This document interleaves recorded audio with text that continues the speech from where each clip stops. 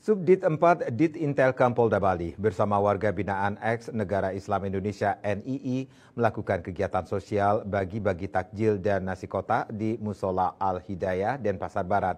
Kegiatan ini dalam rangka kontra terorisme, radikalisme, dan intoleransi menjelang Idul Fitri 1446 Hijriah.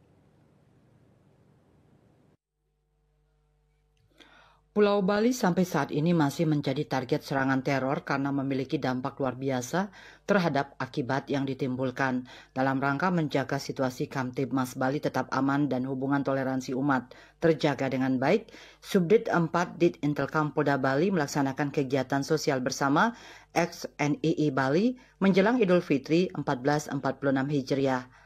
Adapun kegiatan sosial yang dilakukan personil Subdit 4 Ditintelkam yang dipimpin Kasubdit 4 AKBP Gede Dartiase dengan ex-NII Bali yaitu bagi-bagi takjil dan nasi kotak di Musola Al-Hidayah Jalan Mirahati 1A Munang Maning Denpasar Barat, silaturahmi dan pemberian bantuan sosial dengan anak-anak MI Hidayatullah Denpasar Gang Taman Pemokan Denpasar Selatan, silaturahmi dan pemberian bantuan sosial dengan anak-anak Yayasan Al-Ittihad Rashid Wahabib Jalan Gunung Kidul 14A Tegal Langon Pemecutan Klo Denpasar Barat, bagi-bagi takjil terhadap pengendara yang lewat di Jalan Mirahati Munang Maning Denpasar Barat.